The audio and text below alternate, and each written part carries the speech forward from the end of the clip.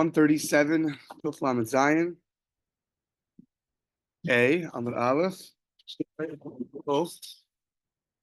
right in the middle. Exactly where are we? We are.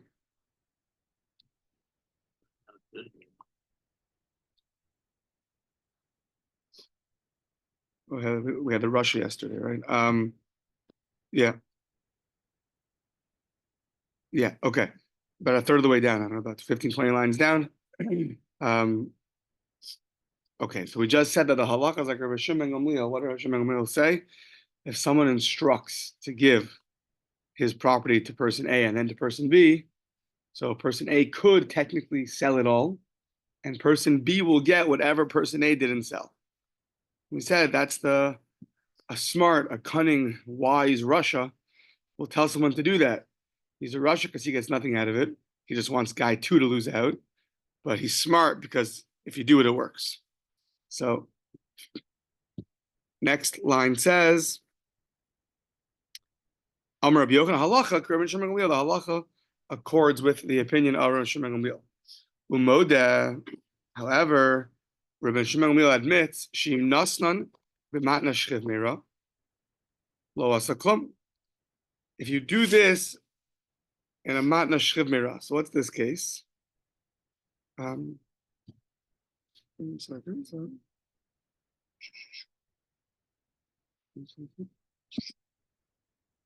Yeah.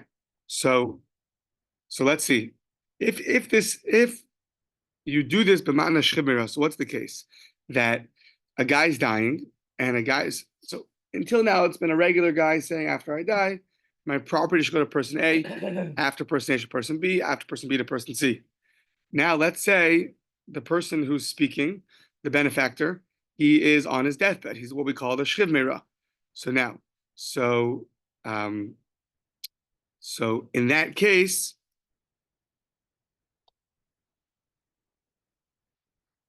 yeah. So in that case, what would happen? In that case, Rabbi Shimon ben Gamliel will agree that that the first person can't use up all the assets, and the second guy won't get anything. It's not going to work. Why? So my time, Amar Abai, Mana Shchimira, Lo Kana Ela Achar Misa, the Kvar Padmu Acharecha. Okay, so let's just clarify the case. The benefactor wants to give over his property to guy number 1, and guy number 1 after him will go to guy number 2, and guy number 2 will go to guy number 3. Guy number 1 is a shchiv meira, not the benefactor. Sorry, guy number 1 is a shchiv meira. He received property from the benefactor. Now, he decides to give away all his property. He decides to give away all his property to, I don't know, a random party. So that's not going to work. Even though if he was a regular person, Rabbi Shimon Gamliel says he can do whatever he wants with the property. And therefore, the second guy is going to lose out and have nothing left. But if you're a shchiv meira, it's not going to work. Why? So a shchiv meira only, if a shchiv meira wants to give over his property to somebody else, that other person only acquires it once the deathly ill person dies. He acquires it after death. The problem was the original benefactor said that after you die, it will go to guy number 2. So his statement precedes the statement of the dead person. Now, why should that be true? So we're now going to get into a discussion when the person said acharecha, person A will get property, after which person B will get property. What is acharecha, after? So after implies not after you die, with your death. Together with your death, at that point the property will go. So we're talking about, I don't know exactly in time, the seconds, but it's when the guy dies with his death, or it's the moment after he dies. So right now the Gemara assumes that the benefactor that said person A gets the money, then after person B will get the money, get the property, after implies with his death. So meaning basically as soon as you're not able to use it anymore, at that point the next guy will get it. So that's right with the guy's death, he can't use it anymore. But a shchiv meira, that only gets passed over after the guy dies. So you have guy number one received property from the benefactor.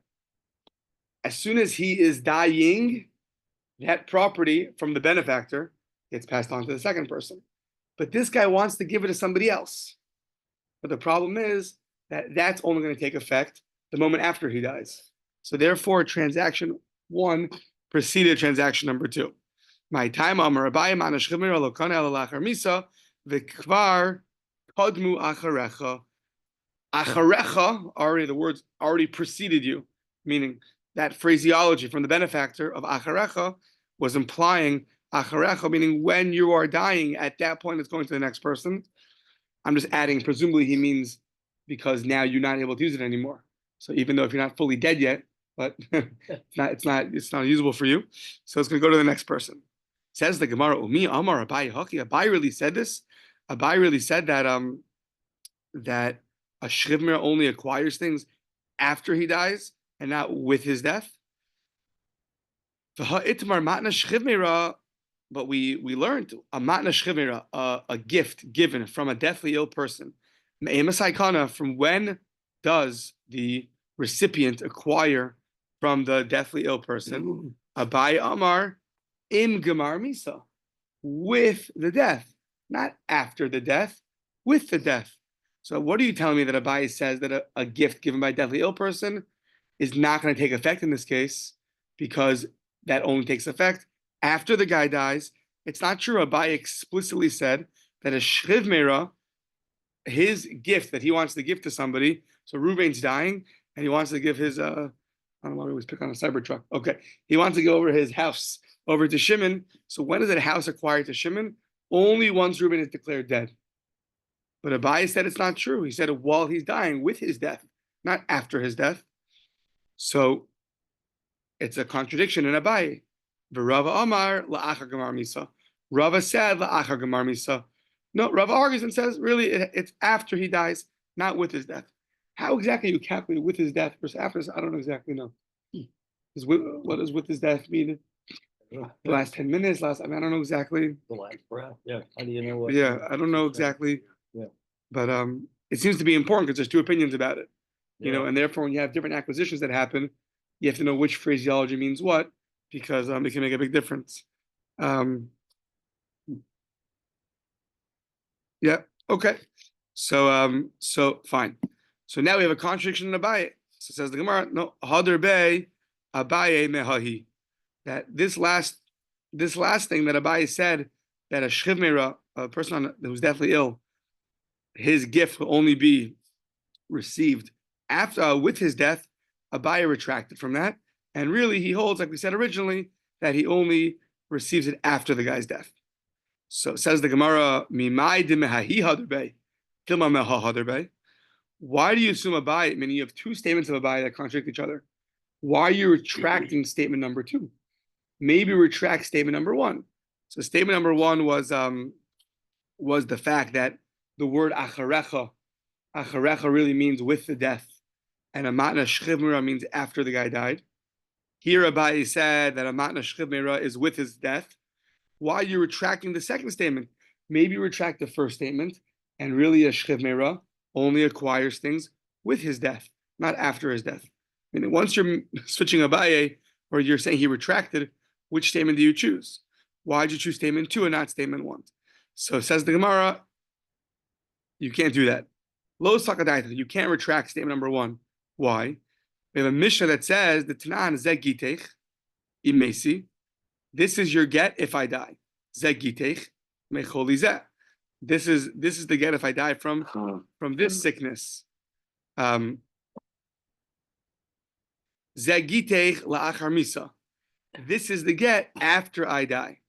So when does that mean? Reuben says, here's the get after I die. What does that mean? It means, so we see Lo Amar Klum, that Abaye says after a person dies, nothing could happen.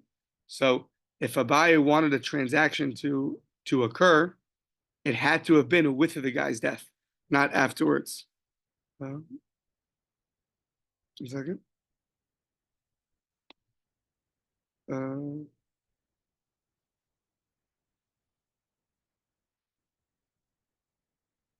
Right. So you see that when the person says after he dies, what he means is after he dies. He doesn't mean with his death. If he meant with his death, it would be a good get, because that's fine. But if it says after he dies, that's not a good get. So Abaye, we're retracting Abaye, who said that that with a person's death, the transaction occurs. That we're retracting, and we're saying Abaye holds that there's no such thing as not no such thing, but in this phraseology, it's not going to work. That it means with a person's death, maybe unless you explicitly say it, but generally after death would mean after death, not with a person's death. So that's why you have to retract the second Abaye, not the first Abaye, because this Mishnah says explicitly that when it comes to a get after death, it doesn't mean with his death, it means after death.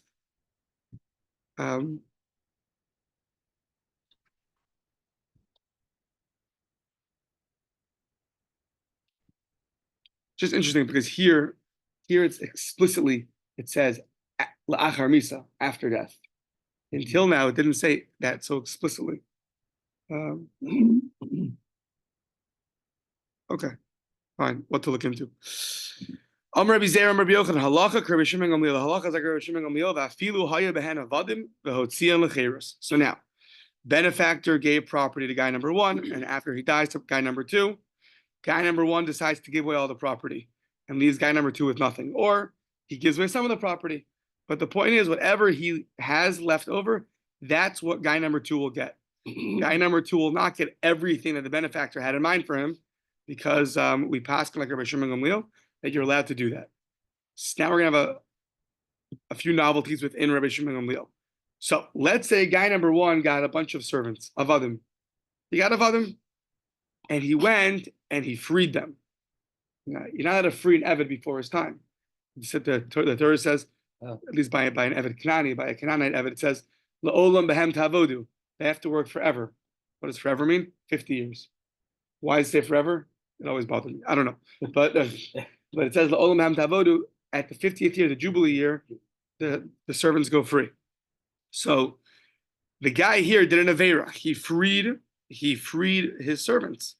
So maybe that shouldn't work. Why? The original benefactor gave you servants with a bunch of other property, but never to be over an Isser with them, to violate a prohibition with them. So maybe he gave them to you to use, but not to free them. They're only yours to use, but not to violate prohibitions of the Torah. Kamashlan, that he gave it to you with no strings attached. They're yours. You want to do the incorrect thing and free them, that's your choice. But therefore, once you free them, they're going to be freed. And guy number two will not receive any avadim, because he only gets what the first guy left over, which is no longer these avadim. Similarly, Amar of Yosef, Amar Rabbi Yochanan, Rabbi Shimon Gamliel, v'afilu aso tachrichin lemeis. So the benefactor gave you a whole bunch of clothing, rags, and you took those and you put them on a dead person to cover them up. Halacha is that those things are now no longer, you're not allowed to derive benefit from them anymore. Things that are put on top of a dead person, that's okay, Sanhedrin. Rasham says that we learn out from Sukkim over there in Sanhedrin that things that are put over a dead person are now forbidden to be used for any benefit. So maybe you would have thought, so the Gemara says, Pshita, yeah, like, of course, the guy gave it to you. You can do whatever you want with it. You happen to misuse them, or you happen to use them for a dead person, but why would you think that should be given over to the next person? Maybe the original benefactor gave you his property, but you saw that he wanted to continue to the second guy, so he never gave it to you with the ability to make the property, make the clothing, prohibited in to derive any benefit from. He gave it to you to use, but to use normally, not to misuse, or not really misuse, but not to make him all prohibited. So you would have thought that maybe same thing. The original benefactor gave you things with strings attached, and therefore, if you use them in a way that wasn't what the benefactor wanted, so then it doesn't really count, and the second person will get them in their original form. So says the Gemara, Kamash Malan, that no, he gave it to you with no strings attached, and therefore, if you took them and put them on a dead person, and now they're prohibited from any benefit, so the second person will not be able to use those anymore. This was being the days before standard trousers. Standard trousers, I guess so, yeah. What are these nowadays? Tell us. No, just linen, Just linen. hand-lined linen, simple. So let's say that linen was given over to the guy, and he decided, I do taharas, I'm involved in Chaver Kedisha. I'm going to use these linens. Now, maybe you thought that he shouldn't be able to do that because he's not using it the way he was supposed to. Kamashlan, it's his. Do whatever you want with it. Yeah. And then I guess the second guy would get it now as they are in their current state, which are prohibited to driving 6 feet under, yeah. Right. Them in Australia, yeah. He merited a kosher burial. Okay. So yeah. Okay, so that's that. Now a bunch of interesting other halachas about giving gifts. Darash Rav Nachman bar Chizda, Rav Nachman, son of Rav Chizda, said, okay, we're not so far away from Sukkot, so time to review. So yeah. So esrog zeh, I'm giving you an esrog. Esrog's the same in Hebrew and English. Esrog. So I'm giving you an esrog. Esrog zeh nasan l'cha b'matana. But it's not a lemon. So esrog zeh nasan l'cha b'matana. I'm giving you a esrog as a present. Afterwards, you give it to the next guy. So what happens? Natlu rishon v'yatzabo. Original guy takes it and yatzabo. He fulfills his obligation. Essentially, the word yatzabo means literally to leave, to exit. Meaning you are obligated. He leaves the obligation. He fulfills his obligation. What happens? Banu lemachlokas Rabbi Shimon Gamliel. So it sounds like this is going to be like our earlier machlokas of Rabbi and Rabbi Shimon Gamliel. Why? One second. Yeah, because the Torah says, "V'lakachtam lachem." You have to take pri etzad. It has to be yours, at least the first day. Come on, the first day. It's got to be yours. So now, a guy gave you an esrog, but wanted you to give it to the next guy. So, 30 lines earlier, we said that that's a machlokas Rebbe and Rosh Gamliel. According to Rebbe, you only have the usage of it. You don't have the actual title of it. And according to Rosh Gamliel, it is yours. So this sounds like it's a machlokas. According to Rebbe, you were not yotze. You didn't fulfill your obligation because it's not fully yours. According to Rosh Gamliel, it is fully yours. You fulfilled your obligation. That's what we think right now. Maskef lo Rav Nachman bar Yitzchak, but Rav Nachman bar Yitzchak has a big challenge on this. Ad kan lo pligi Rabbi Rosh Gamliel hasam elo demar savar kinyan peres kinyan guftami umar savar kinyan peres lo klaf kinyan guftami. He said, hold on. That machlokas, that disagreement, was a fundamental disagreement of when you own the usage of something, is it as strong as owning the thing itself or not? But here, Elahacha, turning the page, Elahacha,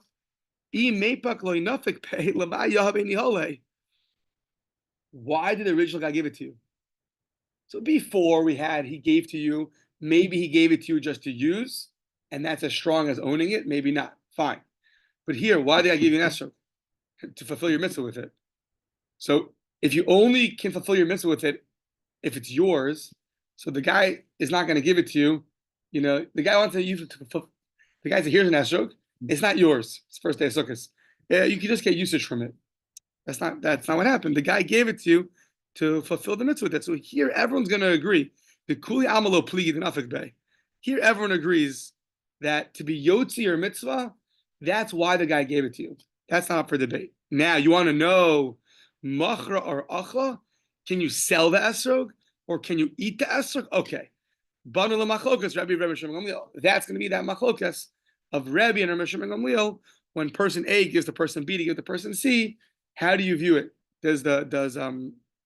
Since person A owns the title and person B owns the usage, is the usage as strong as owning the thing itself? And therefore, if you sell it, then it's a good sale, or is the usage not as good and therefore won't be a good sale? Fine.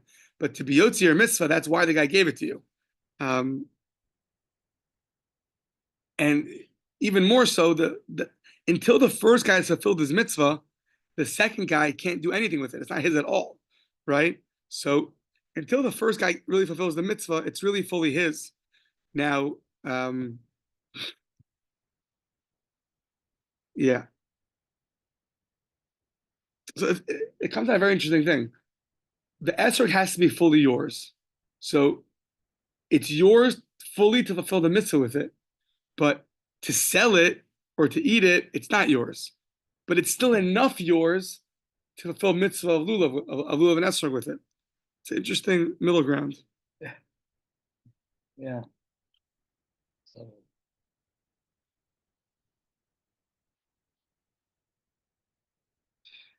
I guess here there's no really. I guess this is the shot that here usually you have a house and you have the usage of the house. You have a car and the usage of the car. In esrog, it's there for the mitzvah. That's not really. So it doesn't have other. That is its usage. Right. So the guy is giving it to you. I guess they're much closer, the thing itself and the usage. All right. Yeah. That, or you could say is that when maybe the Rishbam sounds like this. The Torah says "V'lakachtem lachem." It has to be yours. So what does yours mean?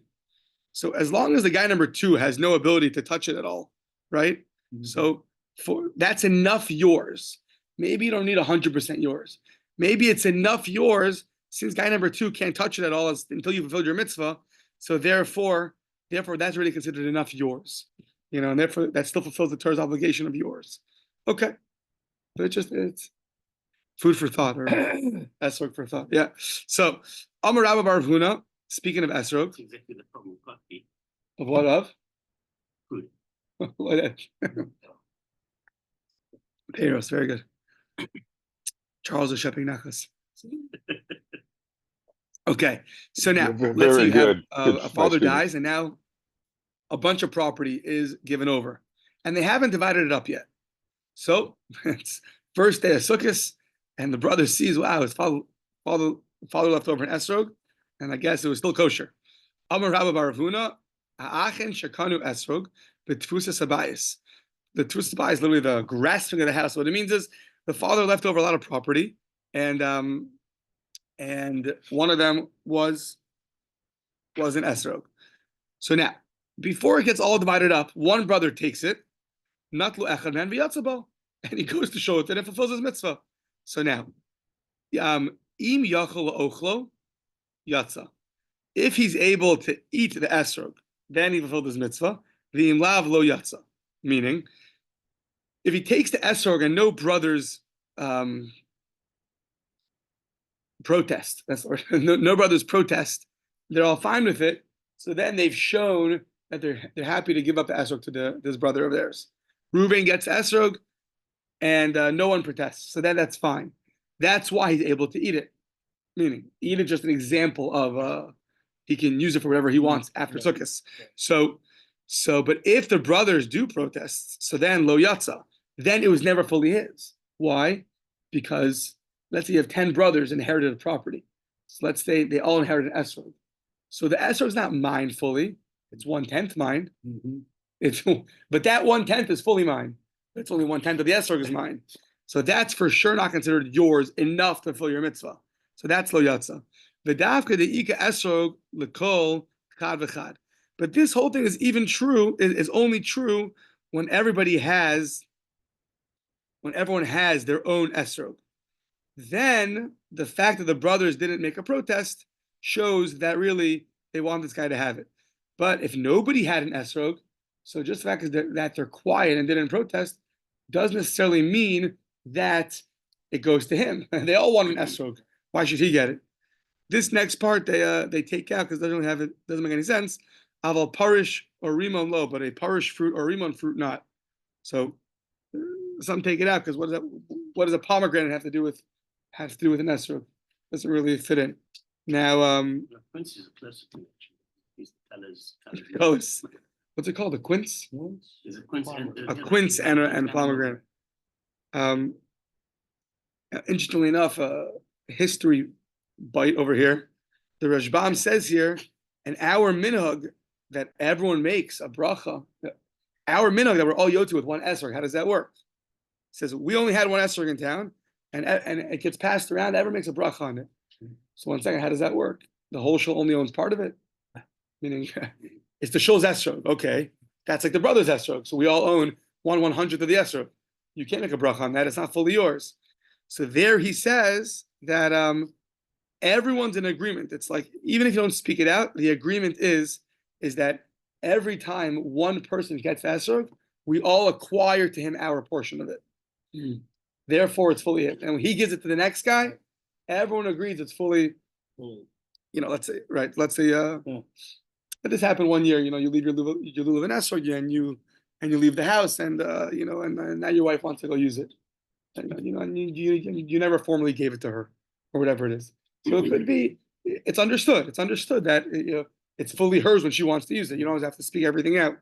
That's just interesting that they had one esrog back in the day. So we live in a time everybody has an esrog. Correct. When I was growing up, where I was growing up, the shul had three lulavs in it. That was it. Everybody used it. No, the rabbi had his own, and one or two people had their own, but not. No. If it's time for World War I, he split his yeshiva for safety. I think he left with half the guys. They went to a town, no esrog in the whole town. There was sukkahs. They found one esrog from the previous year, and the Chabbos Chaim said you could use it, and that was their. Yeah, it's hard to find. Okay. Speaking of esrog, Amar Rava, esrog zeh nasam lecha b'matana, al menah shetachziruhu li, natla v'yatza bo, hichziruhu yatza, lo hichziruhu lo yatza. So this happens on the first day of Sukkot. I give you an esrog as a present on condition that you give it back to me. That works. If you fulfilled your mitzvah and gave back the esrog, that works. That's a very funny thing, right? Usually a present, it's yours. So it's yours. There's a condition. But the condition doesn't take away from the fact that it's yours right now. But you still need to fulfill the condition. So it's yours. It's fully yours.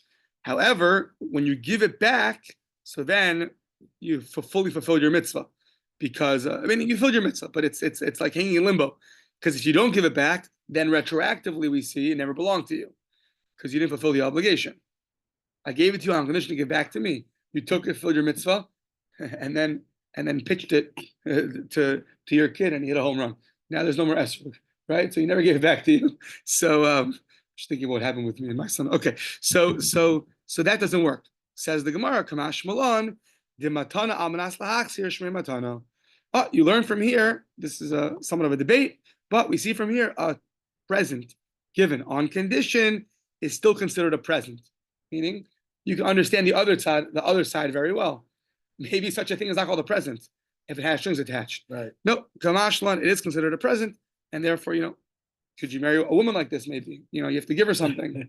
So you give it on condition that you give it back to me. Have to give it back. Here's your gold ring, but after the wedding, it's So that's a discussion in the beginning of Kiddushin, how that works. So it's interesting.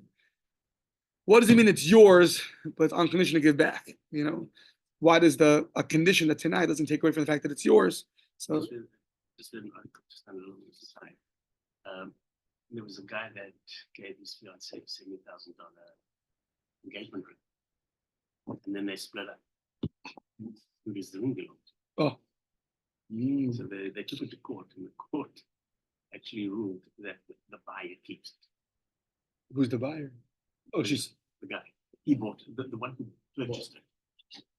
Keeps the ring. Yeah, that wouldn't work with this. No, but Wow. So it's kind of hard to imagine. You give something, but with the string attached, are you really giving it? Yeah. Correct. Yeah. Okay.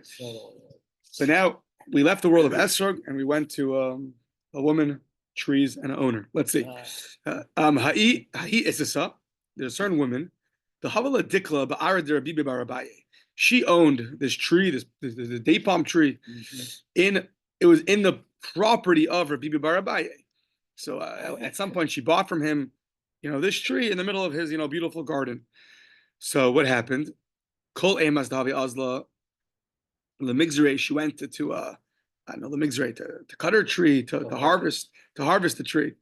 So what happened? Have company love. He would get very upset. She's stomping on his property. She's ruining his things. She wasn't careful when she passed through town to take care of her own tree.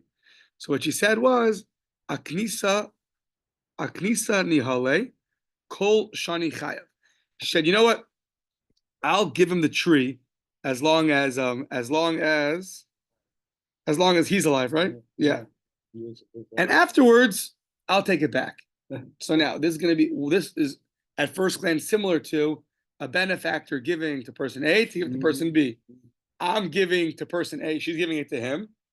Then it's going to go back to me after he dies. Me, my inheritors. Okay. So now, Azal Ihu, and then he went, this Rabbi Bibi took the tree, which she just gave to him, and Akne Nihali Libno Katan. He goes and he sells it, or he gives it over as a gift to his youngest son. Why it matters which son it is, I don't know. But he gives over to his son. So now what happens? Lady A gave to person, right? She gave to person A, hoping to get back to give it to person B, happens to be herself. And he went and he sold it, or he gave it over to his son. This sounds like Rebbe and Rabbi Shimon Gamliel. When you have such a case, Amar Rav Huna, Beis Rav Yeshua. So it is interesting. Mishum da aso mimulai amriso mili mimulaisi. Since you came from the place of mimulai, some kind of you came from this foolish place, you're saying foolish things, basically. Why mimulai means foolish? The Rashbam goes through different understandings, but the point is that to mullil is to cut down. So you're saying things that are cut down very easily. They have no roots, no grounding to stand on. So you came from a place that was like that, so that's why you're saying such things. He said, yeah. Oh, a minor can't convey real property, according to Rule Note here. But for a minor cannot convey real property to others. But this guy's not a minor. You said, well, minor son. Oh, you're saying why is his little son? Yeah. You said why was it a minor son? Yeah, why was it? Oh, so what? Yeah, because he. He can't give it to somebody else. Yeah. Okay. Good. So now, good. But he says it sounds like So says the Gemara, afilu Rabbi Shimon Gamliel, even Rabbi Shimon Gamliel, who says benefactor gives to person A to give to person B, when person A sells it, it's a good sale. Even he's going to agree in this case, not going to work. Why? Afilu Rabbi Shimon Gamliel lo ka'amar ela la'acher, aval la'atzmo lo. Rabbi Shimon Gamliel's case was a benefactor gives to person A to give to person B to give to person C. Person A takes all the money and uses it. Says, okay, too bad. Nothing remains for person B. Sorry. In this case, though, she gave the tree to Ravi Barabaye to get back to her. Right. So in that case, Rabbi Shimon is not going to agree that whatever he does with it is a good sale. Yeah, in that case, she only gave it to him for a temporary time, right? So when you're the person B, when you're the benefactor and the person B, so then that's not going to be the same as a regular case of benefactor person A, B, C, because she never gave him full rights to it. She really only gave it to him for the payrus, for the usage, but not to have totally full right to go sell it. Yeah. So that's why even this case, it looks similar to our case of Rebbe and Rabbi Shimon Gamliel. Here, everyone's going to agree that she will get it back, and therefore, when the guy goes and gave over the tree to the son, so therefore, it's not going to be a good transaction, and the lady after the guy dies will get it back. Amar Rav Nachman, Shorza Nasnacham Matana, Amanash Shetakziruhuli. I'm giving you an ox as a gift on condition you give it back to me. Okay. You take the ox, you sanctify it. I'm sure, yeah. Yeah, exactly. So you got so inspired after, Rabbi's drasha about giving to the temple and donating, for the new fund. Let's say they needed, like new lights in the show or something like that. So you donated the value of your ox or your ox itself. Change the lights. So now what happens? and then you gave back the ox. Is that good or not good? Well, on the one hand, he said, if you give it back to me, it's a good gift. I gave it back to you. Yeah, but who says you give it back to me now? I can't use it at all. I have to give it to the temple. Maybe I want it back the way I gave it to you. So makes it hektish. Does he even have the right to give it back to you? It's funny. I was thinking about that because sometimes hektish breaks the rules.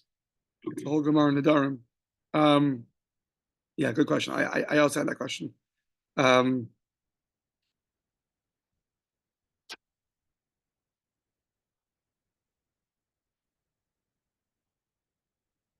Yeah. Okay. So let's see. So let's see. Says the Gemara. Hekdishu ve'echziru hareza mukdash. So mukdash muchzar. First of all, it's a good sanctification. Second of all, it's a good return. Meaning the return worked. And therefore, meaning it's a good sanctification because it was really yours. He gave it to you. You can do whatever you want with it, and you gave it back. That's also good, even though it's not in the same state that you originally got it in. Amar Rav Nachman, he said, Maya Hadre, like, what did you give back? The guy can't use it at all. So Amar Le, Umay Chasre, what's he missing? He got back an ox. Meaning, he's saying he can't use it now. He's saying, what do you mean? But he got exactly the animal that he gave. So Ella Amar Rav Ashi like this. Chazina, we see. I Amar Le Amanas Shetakziruhu, on condition that you give it back. Hadre, you gave it back. It's good. I Amar Le Amanas Shetakziruhu li. Now, why don't you give it back to me? For me, I can use it. That has more an implication of I can use it. It should be mine to use. So then, midi the chazile kamarle. Then he wants it back in the same state that he gave it to you because he wants to use it. So it depends if you said li or if you didn't say li. That's what's going to depend on. Amar Rav Yehuda, Amar Shmuel Hakosim nechasav la'acher. Okay, so now people protesting. So Amar Rav Yehuda, Amar Shmuel Hakosim nechasav la'acher. You write over property to somebody else. So Reuven writes over the property to Shimon. The Amar Halo, and Shimon says, Ef Shiban, I don't want it. So we say Kana. He's acquired it. The Afilu Omer v'tzavach.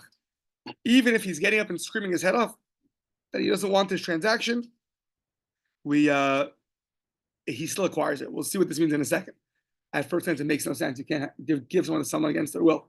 So let's see what that means in a second. Rabbi Yochanan Amar lo kana. No, if he's standing and screaming, he doesn't acquire it. Okay, what are we talking about? Amar Rabbi Abba bar Mamol below plea. They're not arguing. It's two separate cases. Kan bit tzavach miikara and kan bishosik miikara ulibasov tzavach. So now, if the guy originally is screaming, so you give over the document to him saying, I'm giving to you, the following few cars and, I don't know, dishes and houses, whatever it is in the document. And he's getting up and screaming, I don't want this. So we say, well, 1 second, if he doesn't want it, you can't acquire. The rule is ein mizaken al adam against his will. You can't merit for someone against their will. I want to give you a lot of pizza. So I go and I buy it for you. So the JCC calls you and says, Jules, you got to pick up your pizza. He says, I didn't buy pizza. He said, yeah, but Rabbi Gleizer bought it for you. Now it's yours. He said, I didn't accept that gift. So now another interesting thing, what happens to the property now? You attempted to give a gift. I took my object, I wrote it in a document, it's going to belong to Jules. Jules is there screaming, I don't want it. We have enough stuff in the garage. I don't want it. No. So now you're right. So you don't acquire it. Because I can't acquire it to you against your own will. What happens to the property? So the Rashbam brings in, it's going to come important later, that Reish Lakish in Mesechus Krisos, he says, in this situation, it becomes hefker, ownerless. So if I go and I buy pizza for you, and you don't want it, so Steve overhears the conversation. He goes, takes the pizza, it belongs to Steve, according to Reish Lakish. Yeah, and it sounds like we actually hold like that with halacha, like Reish Lakish. So now, if you're standing and screaming originally, no good. However, if originally you're silent, you take the shtar, you take the document, and then you start screaming. So then, too bad. Your original silence was enough for you to acquire the shtar, and now that you're upset about it, well, that doesn't take back from your original silence. Amar of Nachman Bar Yitzchak, Zichel Aide Acher. Okay, case number 2 is, I'm not giving it directly to you. I'm giving Jules something through Steve. So I'm giving Steve a document that says I want to give Jules my coffee mug. So now you're there watching this. So now you're quiet. You see me give to Steve. You know it says I'm giving Jules a coffee mug, and you're quiet. So zikolai de acher v'shasak ulebasov tzavach, and then when it gets to you, so I guess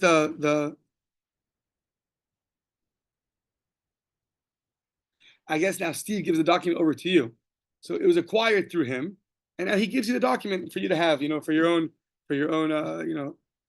documents. So originally when I gave it to Steve, or I did a kinyan sudar, right? I say, Steve, listen, pick up this handkerchief, and I'm going to acquire to Jules, my coffee mug. Steve says, great. So he picks up the handkerchief, and it's acquired to you. Then you get the object, and now you're upset about it. Now you're screaming. So that we say, Banu l'machlokas, Rabban Shimon ben Gamliel v'Rabbanan. That's going to be a debate. How do you view the latter screaming? A retraction of your silence, or a just being upset about something? That's a machlokas, Rabban Shimon ben Gamliel and the Rabbanan. Let's see. Where is this machlokas? Where does this debate take place? The Tanya, it's tucked away in Krisis and Chulin. Okay. The Tanya, hakosev nechasav la'acher. I'm writing over property to somebody else. The hayu behen avadim. Part of that, what I'm giving over, there are servants there. Now the other guy says, Amar halo efshi behen. Says, I don't want them. So now, im haya rabban sheni kohen. If the second guy was a kohen, so I give it through Steve to you. I'm giving you a bunch of property, and some of the property is also servants. And now he acquires it for you. And you're watching this take place. Then afterward, either you get the document or you get the servants. You say, I don't want them anymore. So now, if you're a Kohen, the servants could eat truma. Because the rule is, if you own the servants, they're called kinyan kaspo, then they're allowed to eat truma. Rabbi Shimon ben Gamliel Omer, Kevan she'amar halo efshi behen. Rabbi Shimon ben Gamliel Omer, Kevan she'amar halo efshi behen kfar zachlu behen yorshin. Okay, let's continue from this tomorrow because he's about to say brachos. Yeah. Okay, we're catching.